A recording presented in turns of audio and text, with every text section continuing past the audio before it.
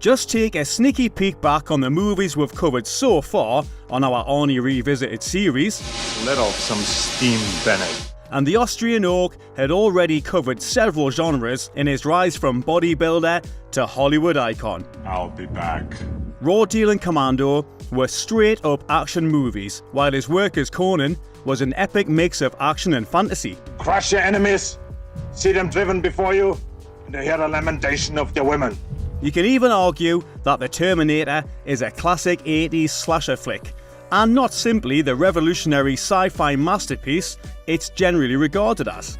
However, he hadn't managed to blend both horror and sci-fi in any of his previous movies, in the way he did with the film we're focusing on in today's episode, Predator. It was such a huge success for both star and franchise that it not only helped to further cement Arnie as a Hollywood icon, but also created a franchise packed with sequels, a prequel, crossovers, video games, graphic novels, and so much more. Yeah, some of the content in the Predator franchise may be somewhat hit and miss, but there's no denying the iconic nature of the first movie, with its memorable one-liners, Stick around, gory deaths, and awesome jungle-based action. As we found out in our last episode, the Austrian Oak's last movie before taking on deadly camouflage aliens, 1986's Raw Deal, was a decent action flick, but not necessarily an iconic entry in his back catalogue. Well, apart from this line maybe. You should not drink and bake. So the actor was more than likely on the lookout for a script that could elevate his career and also expand upon the genres in which he had already found great success. Was Predator the movie to achieve all this? We all know it was, of course, but just how exactly did the sci-fi epic come to be such an iconic movie of the 80s? Well, it's time to work on those biceps and embrace your inner goddamn sexual Tyrannosaurus, as we find out here on Arnie Revisited. This stuff will make you a goddamn sexual Tyrannosaurus, just like me. Yeah, strap this on your sore-ass plane. Stick around. You should not drink and bake. I'll be back. Another thing I mentioned in our Raw Deal episode was the rivalry between Arnold Schwarzenegger and Sylvester Stallone, and how their movies were often in the marketplace together, duking it out for that much sought after box office revenue. So, amusingly, it was one of Stallone's most iconic characters that led to Predator being made, if you believe the long-standing rumours. Following the release of Rocky IV, in which we see the Italian stallion take down Dolph Lundgren's pumped-up Ivan Drago, a joke went round Hollywood that if a fifth Rocky movie was to be made, he would have to fight an alien, given that he'd run out of earthly opponents. Screenwriting brothers Jim and John Thomas took inspiration from the joke and wrote a screenplay based upon it called Hunter. The original concept focused on what it is to be hunted, and featured a band of alien hunters that sought out various different targets. This was streamlined to be one extraterrestrial hunting the most dangerous species, humans, and in particular, the most dangerous kind, a combat soldier. Also, because there were constant special forces operations happening during the period in which the movie would be based, Central America was chosen as the film's setting. However, as the Thomas brothers were still an unknown quantity in Hollywood, they struggled to gain any attention for their project, and eventually took the risky idea of slipping it under the door of 20th Century Fox producer Michael Levy.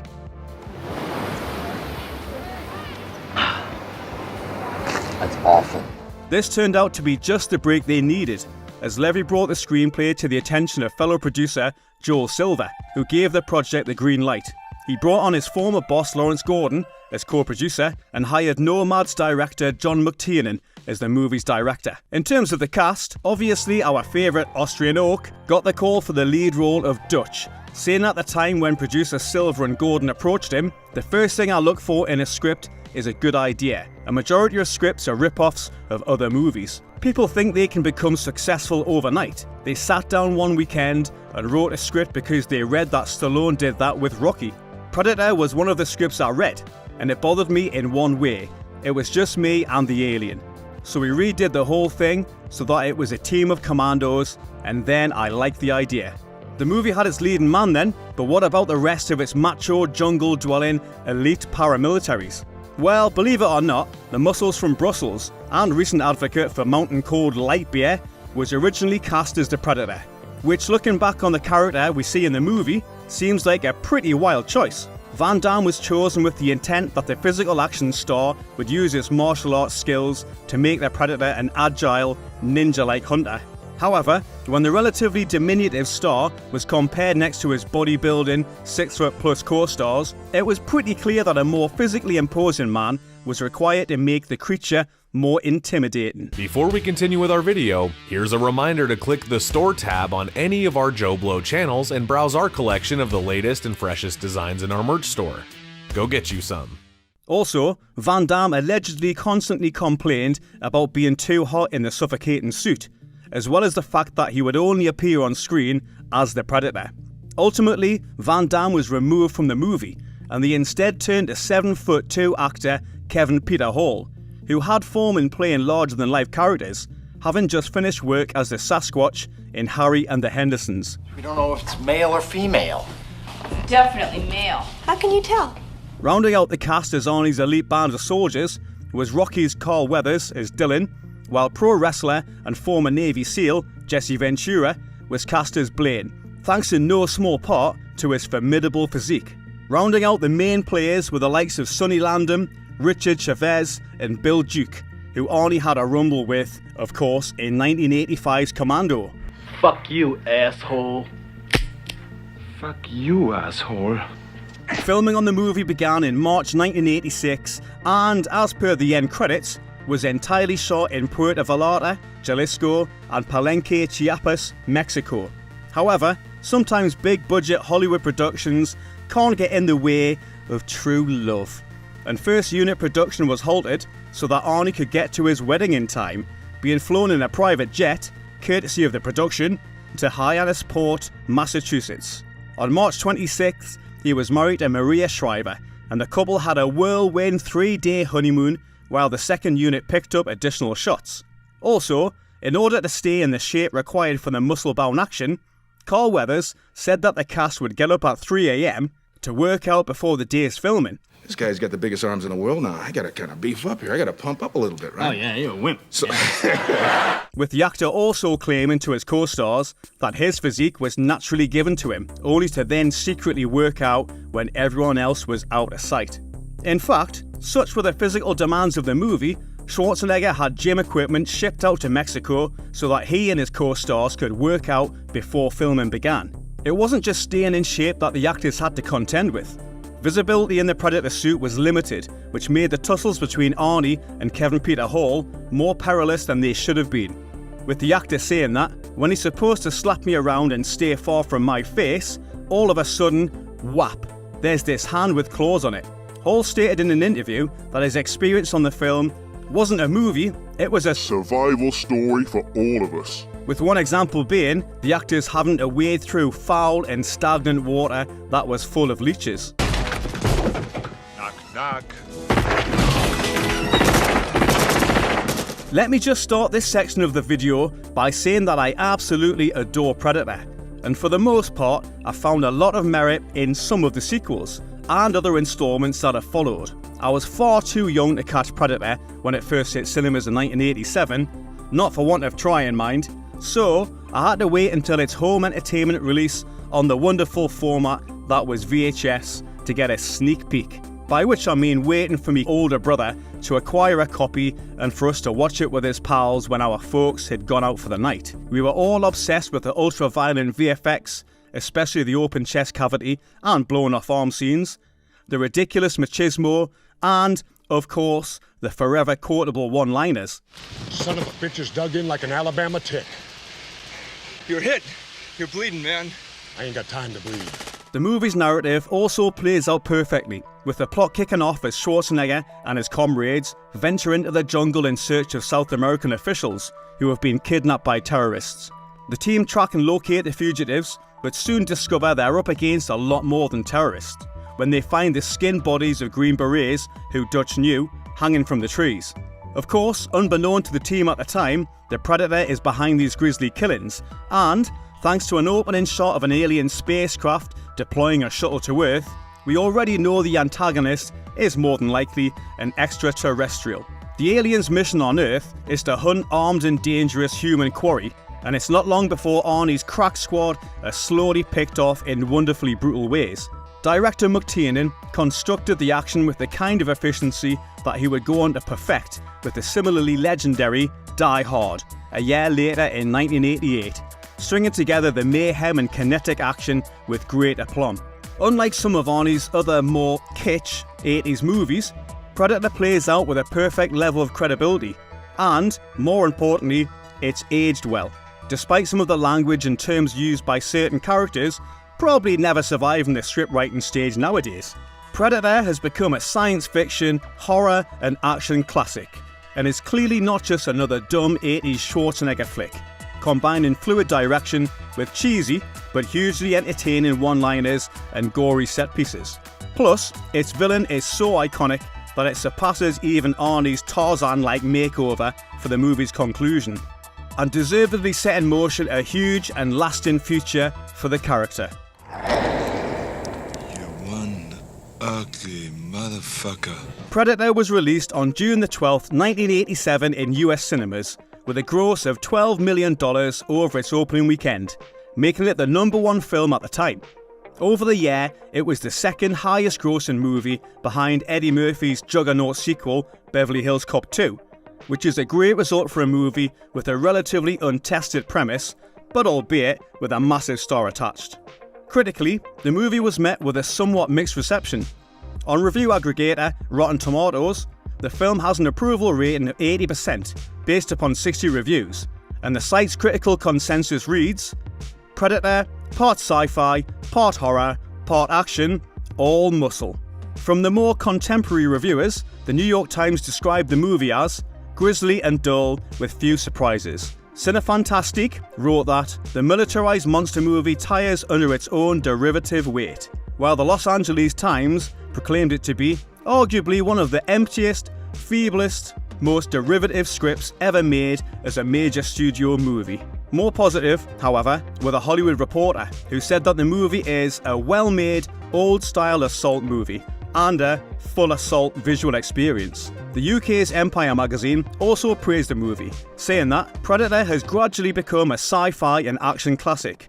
It's not difficult to see why. John McTiernan's direction is claustrophobic, fluid and assured, staging the action with aplomb but concentrating just as much on tension and atmosphere. A thumping piece of powerhouse cinema. I am definitely with Empire on this one. So then, Arnie fans, that's just about all we have time for in this episode. But as ever, the most important aspects of these retrospectives for all of us here at JoBlo is your take on the movie. Did Arnie and co manage to create a film with a cool premise, badass action, and a legacy that deserves to be associated with the now legendary alien manhunter? Or should it be skinned and strung up like one of its prey?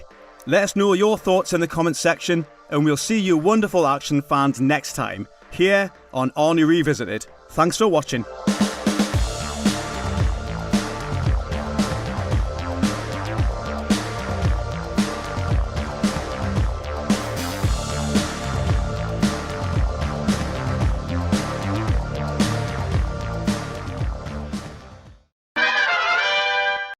John McTiernan's 1987 classic Predator is often considered one of the greatest action films of all time. Its sequel, 1990's Predator 2, was often dismissed as nothing but a cash grab, but in fact, it's one of the most underrated sci-fi horror action mashups of the era. And it features a brilliantly cast against type Danny Glover kicking alien ass in a totally different way than Arnold Schwarzenegger ever did. While Dan Trachtenberg's Prey gives it a run for its money, Predator 2, in my opinion, is still the second best Predator movie ever, and this week's best movie you never saw.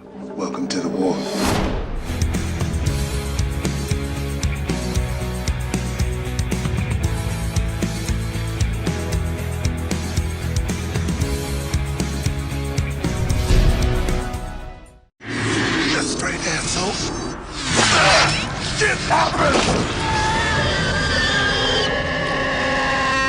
Jump back to 1987. Predator is a huge box office hit, earning close to $60 million domestically. Pretty good money for 1987. Clearly a sequel was a given, but here's the thing. By the time it was finally made, John McTiernan and Arnold Schwarzenegger were both too big to make Predator 2. The year after Predator came out, McTiernan made Die Hard. Welcome to the party, pal! And became the hottest director in Hollywood. He could make any movie he wanted, and he opted to do the more highbrow Hunt for October. Meanwhile, Arnold Schwarzenegger branched into comedy with Twins and was on his way to becoming the biggest movie star of the 90s. He almost did Predator 2, but apparently couldn't come to terms with 20th Century Fox over money. Come with me if you want to live. Fox, of course, wanted to make Predator 2, but the common knowledge when it came to sequels back then was not always to go bigger. Rather, people believed in the law of diminishing returns, namely that if a movie was a hit, the sequel would have a built-in audience but make less than the original. Who knows? You might just get lucky. Lieutenant, luck is my specialty. In fact, it was James Cameron who proved the opposite was true twice with Aliens and T2, the one sci-fi sequel that Arnold Schwarzenegger did opt to do. Chill out. Dickwad. That's great. See, you're getting it. So now Fox had to find a new director for Predator 2. Enter Stephen Hopkins, a talented young director who had helmed the Nightmare on Elm Street 5, The Dream Child. He would work closely with the writers of the original film, Jim and John Thomas, as well as producer Joel Silver to craft a follow-up. From the start, the idea was to eschew the jungle setting and bring the Predator into an urban jungle. Remember now, at this point we've never seen a Predator in an earthbound urban setting, so this was actually a pretty novel idea. He's on safari. Lions, the tigers, the bears. Oh my. This sequel would take the Predator horror sci-fi aspect and merge it with the urban cop genre. To make the Predator's human adversary, 20th Century Fox was high on Steven Seagal, who was making headway as an action star at the time. I'm gonna take you to the bank, Senator Trent. To the blood bank. The notion of pitting a martial artist against the Predator was intriguing, but Seagal and Hopkins did not see eye to eye, with Seagal wanting to play his usual shadowy CIA shtick-up to a certain extent, while Hopkins wanted the hero to be an everyman, as different from Arnold Schwarzenegger and Predator as possible. Another intriguing choice was Patrick Swayze, but he had already gone the action hero route with Roadhouse and would make the ultra-successful Ghost the same year. Instead of getting a classic action guy, they wisely cast against type by using Danny Glover. While he had starred in the Lethal Weapon movies, his Murtaugh was always the voice of reason. Mel Gibson was the badass one. In Predator 2, as Mike Harrigan wouldn't be the wise, even-tempered cop we know from Lethal Weapon movies. Glover, who was always younger than the character he played in Lethal Weapon, would play Harrigan, a tough, Riggs-like character who had a problem with authority and ran a tough anti-gang unit in the LAPD. Shit in. I don't give a fuck who you really are, what you want with this asshole. Because now it's personal, and he's a dead man. He's despised by the higher-ups, including the character played by Robert Davi, because of his tendency to shoot first and ask questions later. I put my ass on the line to get you here. And all I expect is a little cooperation! It's cool watching Glover play against type as this wildly unpredictable action hero. It's also really neat to see a black action hero, as in 1990 this was relatively rare, and it was a few years before Wesley Snipes would really break out and change things. Notably, Glover was not the muscle-bound type like Arnold Schwarzenegger. He looked like a normal guy, albeit a toweringly tall one with his natural 6'3" height, emphasized in a way it never was in Lethal Weapon movies. He uses cunning and his urban environment to take on the Predator, and the way he defeats him is different than Schwarzenegger's. To me, that's the key to a good Predator movie. The hero needs to be different and use a different skill set to defeat the alien. That's why Prey is so good, as we've never seen the Predator fight that kind of adversary. The Predator tried to marry the urban setting of Predator 2 with the army combat of the first movie, but it didn't work. Glover here seems outmatched, and that's what makes it exciting. He's supported by a great ensemble cast including Ruben Blades, Maria Conchita Alonso, and a young Bill Paxton playing the wise guy jerk cop who turns out to be a hero in the end. Now, if you'll excuse me, Lieutenant, I got some serious police work to attend to. You also got Gary Busey as the human antagonist, a shadowy operative who's trying to capture the creature. You got a big nose, and you're sticking it too far in my business. One thing I like is that even though him and Harrigan are at odds during the movie, Harrigan tries to save him and his men in the climax of the film, as ultimately he's a heroic character. One thing worth noting is how Predator 2 succeeds in many genres. While not skimping on the gore of a horror film, which almost earned it an NC-17, just like Predator, it's still a badass action movie even before the alien shows up. The opening shootout between the cops and the Colombian and Jamaican cartels is well conceived and shot, with Alan Silvestri's score as exciting as it was the first time. Sadly, Predator 2 wasn't a financial success, which is devastating, as the climax clearly sets up the fact that it takes place in the same world as the Alien movies, and had an Alien vs. Predator film been made in the 90s, it almost certainly would have been better than what we got in the 2000s.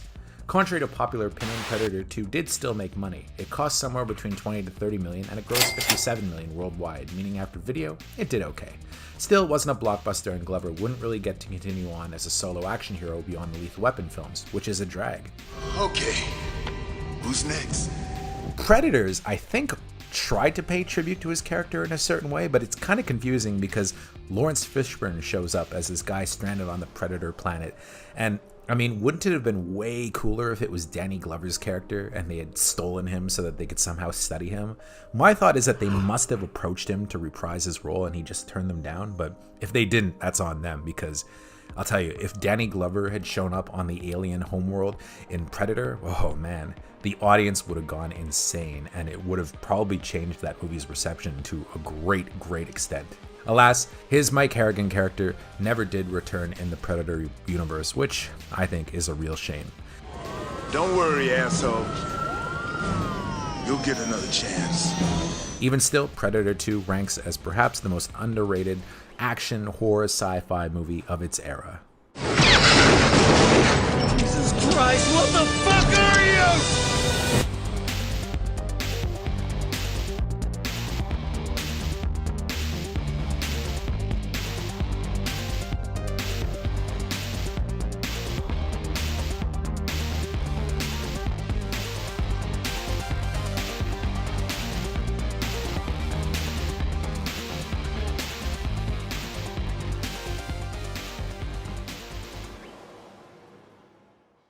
Thank you for clicking on our video, everybody. If you like what you saw here, please make sure you like the video and subscribe and share with your friends who like this sort of content. JoBlo was created by movie fans for movie fans, and we appreciate your support.